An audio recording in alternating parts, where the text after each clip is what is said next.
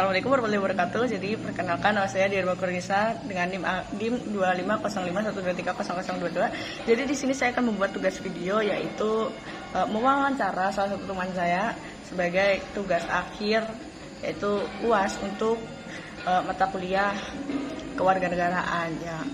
Jadi bisa dimulai, perkenalkan saja nama. Iya, jadi perkenalkan, nama saya Hanifah Pratista Eka Putri, biasa dipanggil Hani. Iya, di sini saya dipanggil Hani. Oh ya, di sini kamu dipanggil Hani. Tuh, saya kebetulan satu daerah sama dia, Irba, dari Ngawi.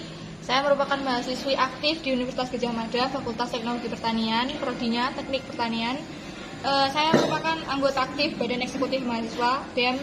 Jadi saya sering nih ikut mengaspirasikan suara-suara mahasiswa, suara-suara rakyat seperti itu. Dan kebetulan ayah saya juga bekerja di bidang hukum. Saya merupakan kerja di Kejaksaan di Kabupaten Madiun. Jadi setiap hari saya mendengarkan ceramahnya ya tentang hukum di Indonesia ini, betul. Ya, betul sekali.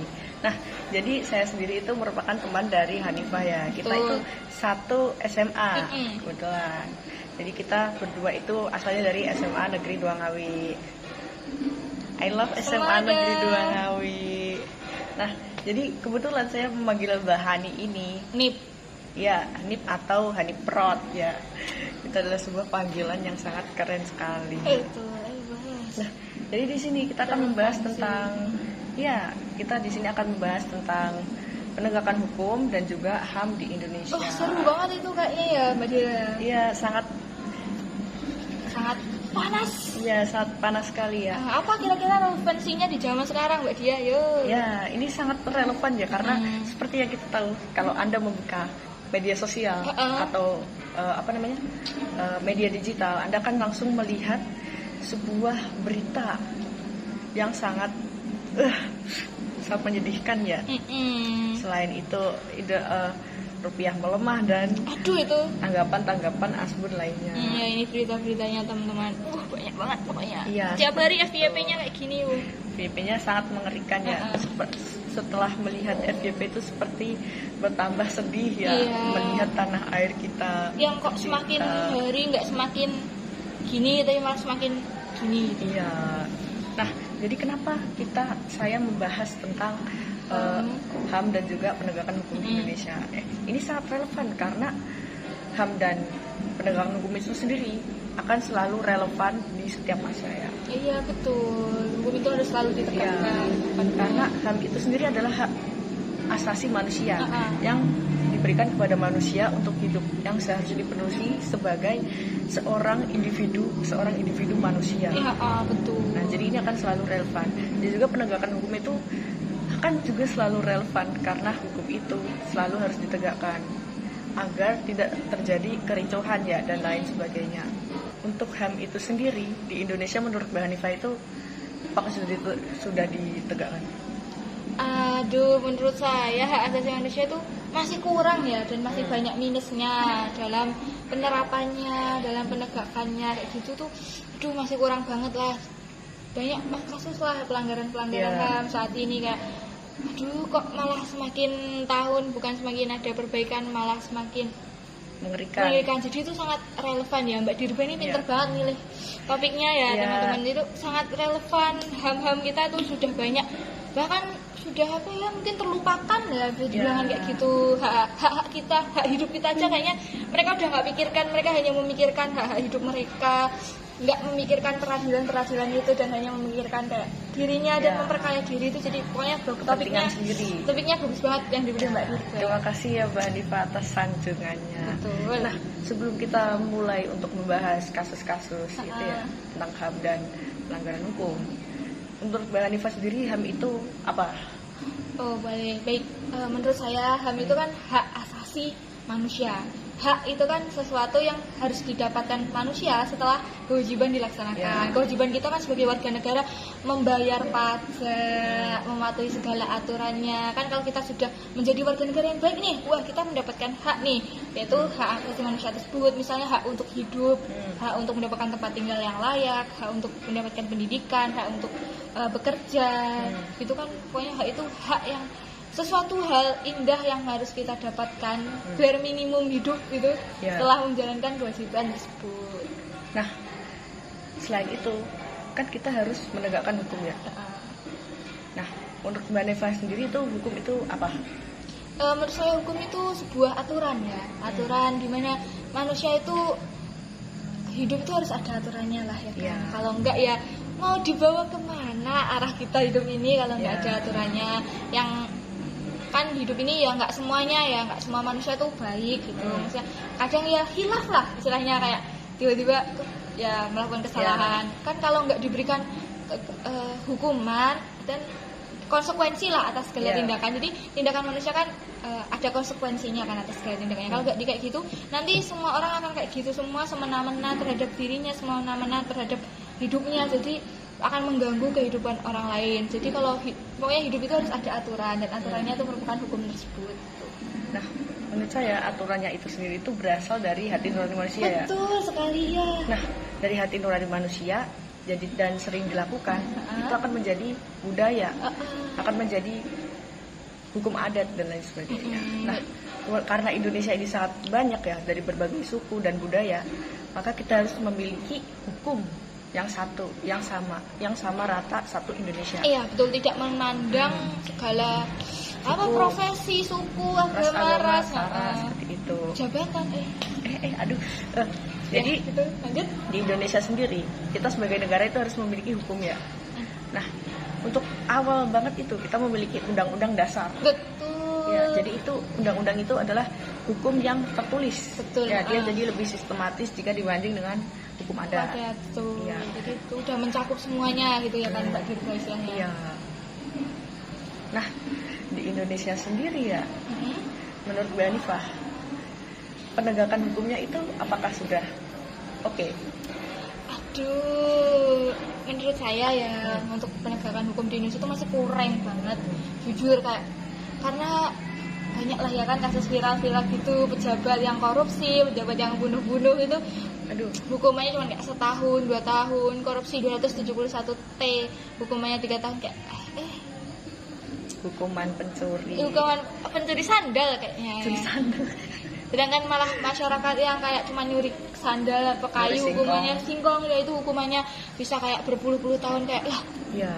Jadi penerapan hukum di Indonesia menurut saya itu masih jelek banget. Itu lebih memihak kepada pihak-pihak yang berkepentingan, gitu, istilahnya yang berkuasa, yang punya power dan duit gitu. Menurut saya jelek lah hukum di Indonesia itu masih tumpul ke atas tajam ke bawah. Nah, menurut saya juga nih. Kalau semisal orang dihukum karena dia mencuri singkong, padahal orang itu sebenarnya bagaimana? Padahal kan dia hanya itu untuk makan ya, untuk memenuhi hak dia untuk hidup, hak untuk makan. Menurut Anda bagaimana? Menurut saya itu nggak adil ya. Menurut saya, kenapa cuma nyuri singkong aja hukumannya berpuluh-puluh tahun, sedangkan yang mencuri uang negara, uang rakyat hukumannya cuma 2 tahun, itu kayak menurut saya masih kurang banget.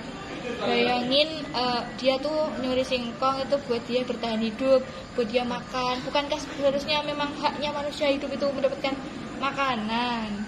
Bukankah negara harusnya memelihara rakyatnya ya? Miskin. Bukankah memberikan uang tunjangan? Bantuan itu kan kewajiban dari pemerintah setelah kita menjalankan setelah kita menjalankan kewajiban sebagai warga negara. Nah, selain itu, menurut Bu Hanifah sendiri, di masyarakat kita itu apakah sudah melek hukum atau tidak? Oh, tentu saja. Menurut saya masih kurang ya, Mbak Dirga. Terutama generasi yang milenial atau enggak baby boomer itu masih kurang melek terhadap hukum. Kayak mereka tuh lebih ke ngikut-ngikut aja gitu, manut-manut pemerintah, kayak semua menurut mereka kebijakan yang dibuat pemerintah itu sudah baik ya, memang sudah diperhitungkan, namun kan kadang perhitungan kan juga dapat salah dan meleset. Jadi kayak mereka mau, tapi untuk generasi yang kita, yang generasi Gen Z dan Alpha itu menurut saya udah cukup melek hukum ya. Mereka udah pokoknya beritanya itu dikawal gitu sampai mendapatkan proses peradilan yang baik dan sesuai gitu. Tapi sekarang tuh minusnya kalau nggak viral, nggak nggak mendapatkan ini betul atensi gitu dari pejabat-pejabat gitu. Baru viral, baru ditangani. Oh ya oke, akan saya tangani gitu. Dari dulu kemana aja gitu kan. Jadi kesadarannya harus lebih dimelekkan lagi ya. Mungkin dengan lebih intensif mengikuti perkembangan pemerintah, nonton TV yang berita hukum-hukum gitu. Dan lain sebagainya. Nah, selanjutnya untuk Mbak Hanifa itu MBG itu apakah termasuk ke pelanggaran HAM atau pemenuhan HAM? Nah, jadi sebenarnya MBG itu tujuannya ya, itu kan untuk memenuhi HAM, tujuannya memberikan makan kepada masyarakat yang kurang mungkin, dan memberikan gizi yang layak agar kepada anak kecil ya, agar hidup mereka tuh bisa lebih sehat, lebih pintar, tumbuh kembangnya lebih baik gitu kan. Sebenarnya niatnya itu baik, cuman kan dalam SOP dalam pelaksanaannya ya kan, sejauh ini yang bisa kita lihat banyak anak yang keracunan, banyak yang sakit, banyak yang nggak dimakan malah terbuang jadi limbah gara-gara nggak enak rasanya. Itu menurut saya ya yang enak apa ya, jeruknya loh. Gitu. Untung nggak asem ya, kalau asem nggak ada yang enak. Opernya kalau saya yang enak ya. Dimakan opernya. Iya. Jadi menurut saya itu MBG itu sebenarnya niatnya kan untuk memenuhi HAM, tapi jadinya realisasinya itu malah melanggar HAM gitu. Gimana orang-orang itu yang seharusnya dapat hidup sehat, dijamin kesehatannya, malah teracuni gara-gara menu-menu yang gitu.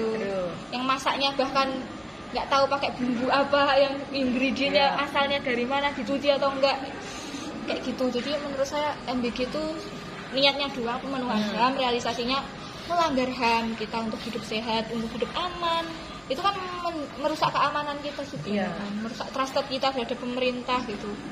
Nah, selain itu di MBG kan ada banyak kasus keracunan nih. Betul. Apakah ada yang meninggal nggak sih itu? Mungkin kayaknya ada satu. Ada beberapa yang sampai meninggal juga.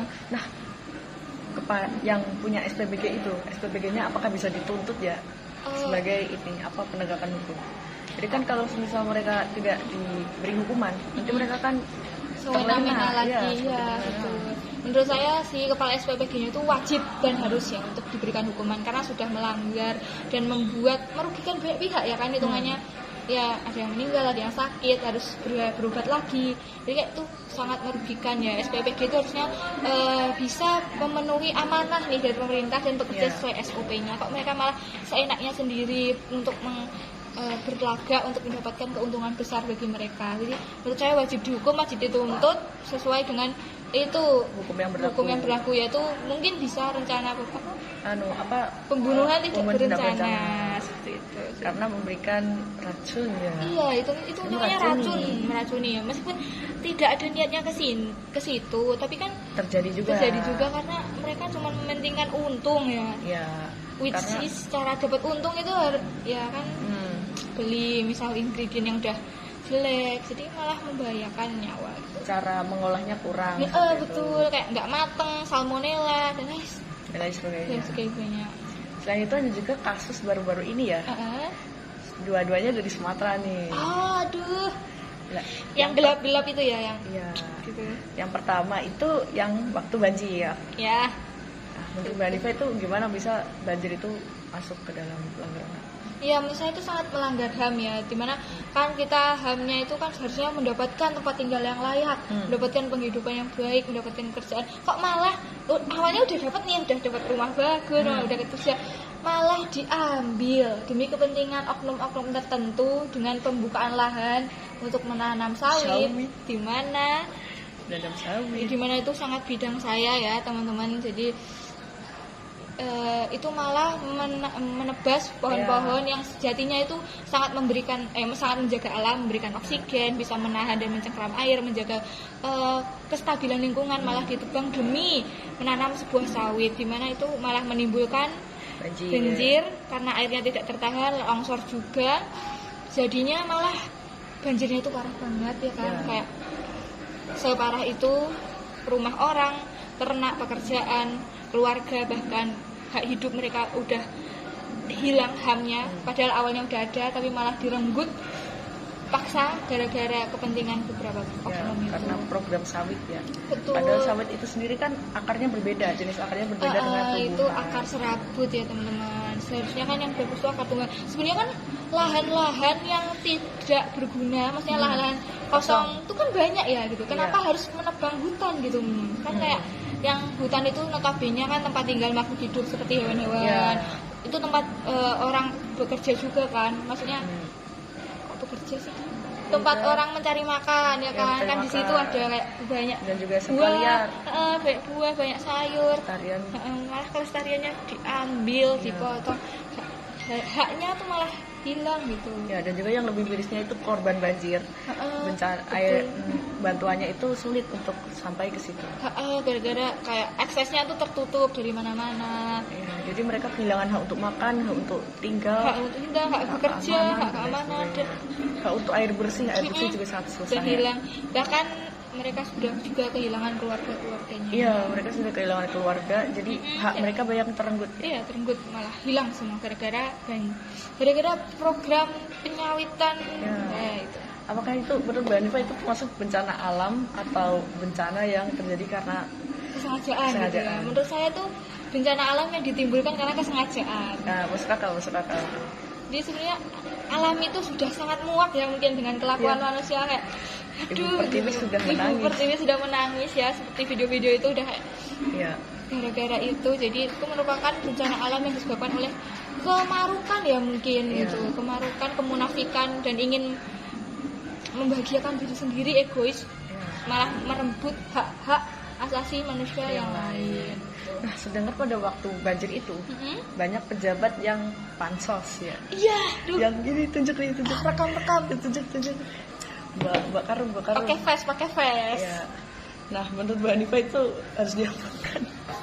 Menurut saya ya jangan memanfaatkan situasi gitu. Ya, jangan memanfaatkan momen. Sedangkan kan kayak orang-orang yang di sana tuh sangat membutuhkan bantuan loh teman-teman, sangat kesusahan makannya, kesusahan tinggalnya di mana, akses air bersih benar seperti yang dikatakan Mbak Dirba, akses makan bahkan sudah hilang. Sedangkan kayak mereka cuma datang seakan-akan bersimpati, padahal sedangkan salah satu yang tunjuk dia mandinya pakai air galon.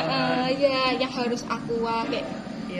Orang di sana aja minum aja susah gitu kan. Ya, tidak punya empati ya. Betul. Pansosnya tuh boleh lah pansos, tapi kayak jangan yang kayak gitu juga gitu. Jangan memanfaatkan bencana. Jangan memanfaatkan pansos tuh yang lain gitu, prestasi misal olahraga, prestasinya nyinari gitu. Jangan bencana dijadikan pansos tuh. Nah, selanjutnya yang baru banget nih, baru lagi nih, yang kemungkinan masih terjadi juga saat ini ya. Yaitu sekarang kan Sumatera sedang mati lampu ya. Oh iya, betul sekali. Menurut saya itu juga termasuk ke dalam salah satu pelanggaran. Iya, saya setuju dengan Mbak Dirga. Karena kan kita sebagai warga Indonesia seharusnya memiliki hak yang sama atas listrik ya. Betul. Karena sama-sama warga Indonesia, sama-sama bayar pajak, sama-sama sudah menjadi warga negara yang baik dan menaati aturan gitu. Malah fasilitas yang didapatkan berbeda gitu. Istilahnya kalau di hotel tuh kayak kita sama-sama bayar 1 juta, yang satu dapat AC, TV, kolam kamar mandi dalam, satunya cuma dapat gudang atau di kolam-kolam gitu. Dari itu bukankah seharusnya kita kan sama-sama warga Indonesia mendapatkan akses listrik yang sama, kok malah di sana mati lampu dan penanganannya notabene lambat ya kan Mbak. Sedangkan kalau di Jawa tuh mati listrik sebentar langsung riuh, langsung kayak ayo kita nyalakan listriknya. Kalau di sana kayak sampai semalaman dibiarkan tuh kayak. Kenapa selalu ada ketimpangan di antara Jawa dan luar Jawa? Betul. Padahal kan sama-sama Indonesia. Katanya Indonesia itu satu gitu kan. Kenapa hak yang dipenuhi cuman yang Jawa, mentang-mentang Jawa yang kelihatan Jawa gitu. sentris. Jawa sentris itu kan kayak menurut saya nggak boleh ya, karena teman saya juga banyak yang dari daerah tertinggal, dari Sulawesi gitu. Itu mereka kayak di sana bahkan internet aja itu susah banget. Katanya mau digitalisasi apanya? Internet cepat buat apa? Internet cepatnya aja cuma di Jawa doang. Di sana nggak sampai digitalisasi Jawa maksudnya gitu kan. Digitalisasi Jawa. Nggak memenuhi hak juga ya kan Mbak Dirba gitu. Mau digitalisasi mereka tidak punya akses. Akses apa gitu? Mau bilang nanti pendidikan semuanya digitalisasi. Lah mereka pendidikan dapat dari mana? Sinyal aja nggak dapat. Mereka buku aja susah untuk mengakses. Iya, buku aja susah. Gitu seragam kan. susah, akses ke sekolah juga susah. Transportasinya susah juga. Banyak juga aspek-aspek kesehatan ya kan. Notabene yang di sana tuh tertinggal, kayak banyak penyakit menular yang di sana tuh kurang tertangani dibanding di Jawa ya kan. Berobatnya harus ke Jawa kayak kenapa nggak dibangun vaskes di sana gitu Iya. kan. Pokoknya HAM Indonesia itu harus diperbaiki lah guys. Nah, ini masih ada yang menyangkut Jawa dan luar Jawa. Aduh, apa nih yang mana? Aduh. Aduh, saking banyaknya ya, Iya, agak saking bingung ya. banyaknya ya. Yang itu yang masih rame nih, sebuah film Yang di timur, Indonesia Timur Iya. gitu ya. Pesta Babi. Mm-mm.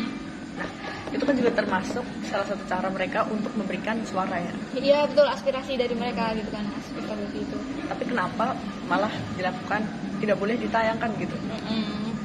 Yang dimana mereka malah menayangkannya di YouTube gitu. Nah itu apakah juga termasuk dalam Pembungkaman. Ya, Menurut saya iya ya, karena itu kan aspirasi dari masyarakat timur, Iya. terutama Papua yang dimana mereka tuh akses mereka kurang. akses mereka tuh terbatas, mereka tuh ingin diperhatikan lah, karena Iya. mereka kan bagian dari kita ya kan, bagian dari Indonesia, kok malah mereka tuh fasilitasnya kurang, segala-galanya di sana itu kurangan lah istilahnya, kayak ketimpangannya tuh kerasa banget untuk Jawa dan untuk Jawa dan Indonesia Timur gitu. Kenapa kok malah dibungkam gitu kan notabene? Itu Iya. berarti kan kita nggak punya hak untuk bersuara ya kan, padahal hak hidup kita kan salah satu HAM kita adalah hak untuk bersuara kan ya Iya. kan? Kok malah diambil ya kan. Ya. Mereka saja untuk memberikan pendapat itu sangat susah ya, karena mereka kesulitan untuk mengakses internet ya. Jadi Jadi saja mereka susah. Jadi mereka film itu sebagai salah satu bentuk aspirasinya Iya. sebenarnya kan, karena kalau mau langsung bikin ini kan susah ya, Iya, makanya susah. didokumentasikan dalam bentuk video kok. Iya. Malah dibungkam gitu kan, Jadi itu maksudnya nggak boleh tayang gitu. ya seperti itu. Terus apa lagi ya? Demo kali ya? Demo. Ya. Selanjutnya ini juga tidak terjadi lama ini ya. Masih ingat tidak yang waktu di membuka sosmed itu banyak yang menggunakan profil warna hijau dan pink ya. Oh ya, itu yang gara-gara demo Gojek ya, Iya. tuntutan itu. Karena ada seorang Gojek yang terlindas. Betul, terlindas oleh tank TNI saat TNI. melakukan aksi penyampaian suara. gitu Iya. kan.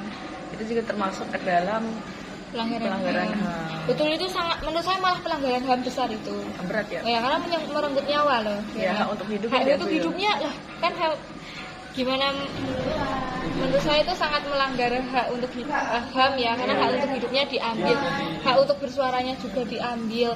Padahal kan dia hanya ingin nih menyampaikan aspirasinya saja, tapi kenapa kok malah bisa dilindas oleh oknum-oknum tersebut, kayak bahkan sekarang sudah hilang nyawanya. Ya.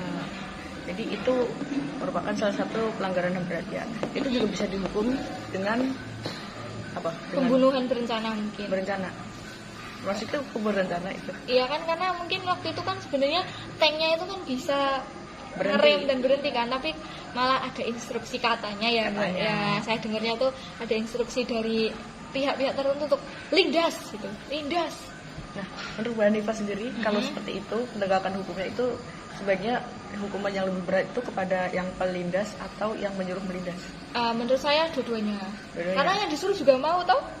Ya, Iya, maksudnya takut lebih sih berat yang bener. mana? Ya menurut saya harusnya lebih berat pada yang menyuruh, karena dia memberikan ide yang sebenarnya tidak terbayangkan pada otak yang nyopir. Sebenarnya yang nyopir kan juga kayaknya nggak berniat gitu, tapi ada instruksi dari atasannya mungkin yang bisa mengancam karirnya, mengancam keluarganya gitu kan.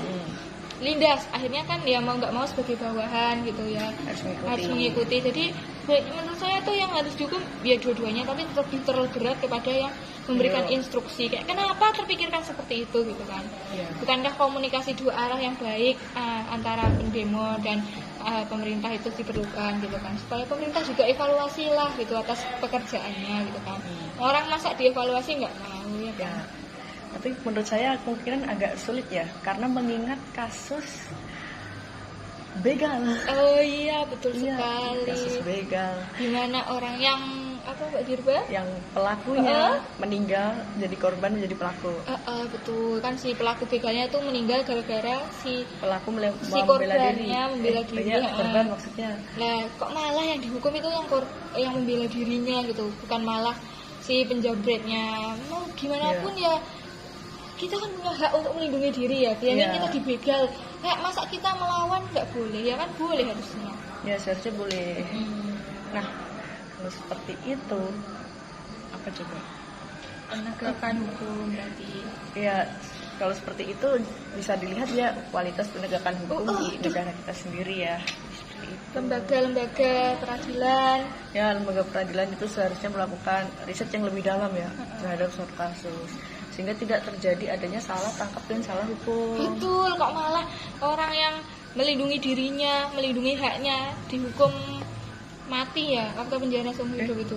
Gak tahu. Ya pokoknya dihukum lama lah gitu, gara-gara membela dirinya gitu nih. Istilahnya bayangin aja si pejabat itu dirampok, terus pejabat itu melindungi hartanya dan dirinya, malah pejabat itu dihukum gitu kan kayak. Ya, usah kakak. Ya maksudnya kalau bayangin kalau itu terjadi pada kalian gitu. Iya. Apa sih terusan babi lagi ya. Nah, selanjutnya itu ada satu lagi yang masih terkait demo kemarin ya, demo terakhir. Itu ada juga kasus. Apa tuh, Mbak? Kasus apa ya? Pengiriman kepala. Oh ya, kasus pembungkaman ya. Kasus pembungkaman yaitu pengiriman kepala babi kepada salah satu jurnalis yang di salah satu portal berita. Itu menurut saya tuh tetap pelanggaran HAM ya kan, hak untuk bersuara dibungkam, bahkan mendapatkan ancaman ya kan katanya, kayak untuk keselamatan hidupnya. Kalau kamu nanti terus-terusan bikin berita kayak gini nanti akan digimanakan gitu. Lah bukannya emang tujuannya portal berita itu untuk menyampaikan berita, menggiring opini, maksudnya bukan menggiring opini, menyampaikan informasi yang benar, kok malah dilarang untuk bersuara itu gimana gitu. Itu pembatasan media dan pembatasan bersuara gitu. Itu seperti yang zaman dulu sudah pernah terjadi ya di Orde Baru. Orde Baru gitu. Selain itu juga terjadi pelanggaran hak atas keamanan ya.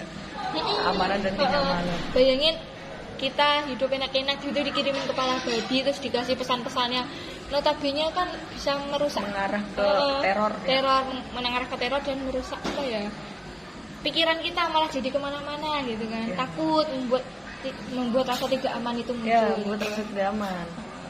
Nah, setelah melihat dari kasus-kasus yang sudah kita bahas tadi ya, nah, kenapa masyarakat kita itu harus melek terhadap hukum? Oh ya jelas, karena menurut saya sendiri ya kan, itu untuk melindungi hak-haknya, untuk dapat bisa mendapatkan hak-haknya itu harus melek hukum ya kan. Bayangin kita nggak melek hukum, kita nggak ngapa-ngapain, kita nggak, maksudnya kita nggak dapat hak kita gara-gara kita nggak melek hukum. Ini masyarakat itu harus melek hukum untuk pertama membela dirinya, untuk mendapatkan hak hidupnya. Yang kedua itu untuk agar aturan itu tetap agar hidup kita itu tetap terstruktur, terjamin tuh. Kalau nggak melek hukum, kalau kita ini kan nanti pemerintah bisa main hukum seenaknya ya kan. Nanti yang salah jadi nggak salah, yang nggak salah tiba-tiba jadi salah. Jadi harus melek hukum itu untuk menjamin kehidupan kita dan menjamin kehidupan banyak orang. Nah, jadi juga menurut saya ya, kasus-kasus tersebut itu bisa terangkat gara-gara satu, karena viral. Viral betul, bayangin aja nggak viral, kayaknya nggak akan ini. Jadi kita harus menjadi masyarakat yang melek hukum ya, agar kita bisa menaikkan isu-isu seperti yang tadi. Agar yang salah bisa diadili dan yang benar mendapatkan keadilan atas hak-haknya. Iya. Bisa hidup tenang, bahagia, sewajarnya manusia. Ya, jadi dari diskusi kita semua yang tadi dapat disimpulkan yaitu hukum itu sendiri adalah suatu tatanan aturan ya, tatanan aturan yang wajib diikuti oleh setiap warga suatu wilayah ya. Sebagai contoh ini aturan undang-undang Indonesia itu harus ditaati oleh orang Indonesia, dan juga undang-undang orang Malaysia itu harus ditaati oleh orang-orang Malaysia ya, seperti itu. Jadi setiap tempat itu memiliki hukumnya sendiri. Nah, kenapa hukum itu harus ditegakkan? Nah, hukum itu sendiri harus ditegakkan karena hukum itu ada untuk memberikan apa? Jaminan. Untuk memberikan jaminan atas hidup dan juga hak kita sebagai manusia. Nah, ini menyambung juga ke dalam HAM, yaitu hak kita sebagai manusia, hak asasi manusia, yaitu hak yang harus dipenuhi oleh orang, dipenuhi oleh negara sebagai kita manusia ya. Hak untuk hidup, hak untuk bersekolah, hak untuk makan dan lain sebagainya. Nah, selanjutnya kita itu sebagai masyarakat harus menjadi masyarakat yang melek hukum. Betul, ya. Teman-teman. Agar kita bisa mengetahui isu-isu yang terkini agar kita bisa mengkritisi pemerintah ya. Misalkan ada tindakan yang kurang tepat dari mereka dan biar mereka nggak semena-mena gitu. Ya, agar kita tidak menjadi masyarakat yang manut. Tuh, terlalu manut itu juga tidak baik ya teman-teman. Iya, karena kita harus itu istilahnya kayak terkunci gitu ya kan Mbak Dirga. Ya, kita harus kritis. Kita kritisi setiap kejadian ya. Kayak selain itu peran lembaga itu sangat penting karena lembaga itu sendiri yang memberikan, lembaga peradilan itu sendiri yaitu lembaga yang memberikan keadilan, yang menegakkan yang menegakkan hukum di Indonesia. Nah, selanjutnya menurut Mbak Hanifah, kita sebagai warga itu kita bisa melakukan apa untuk ikut menegakkan hukum di Indonesia? Jadi ya kita harus melek terhadap kejadian di sekitar kita, terhadap kasus-kasus apa nih yang lagi terjadi gitu. Kita jangan cuma kasus viral aja yang diikuti. Jadi kita harus cari kasus yang mungkin dulu ada tapi sudah hilang, yang perlu dinaikkan lagi. Tertimbun. Pokoknya kita harus cari kasus-kasus, melek lah dengan keadaan sekitar kita. Misalnya ada orang tiba-tiba dihukum gara-gara nggak salah gitu kan. Ya padahal tidak salah. Misal kayak mahasiswa lah gampangnya, kita cuma demo tiba-tiba teman kita ya kan hilang, dipukulin padahal cuma mengaspirasikan. Jadi intinya sebagai masyarakat kita harus melek, kita harus lihat sekitar kita apa yang terjadi pada mereka dan bagaimana hukum itu kepada kita dan kepada orang-orang terdekat kita dulu gitu. Terus habis itu kita kan ada medsos dan televisi dan media-media lain, mungkin kita bisa aspirasikan nih pendapat kita sebagai masyarakat kan berhak ya untuk mengaspirasikan. Jadi kita jangan malu-malu lah teman-teman gitu, kayak untuk mengaspirasikan pendapat kita kan kita punya hak untuk itu, hak untuk bersuara, misal untuk beropini betul. Jadi sebagai masyarakat kita harus melek dan harus sadar dan harus menerapkan hukum.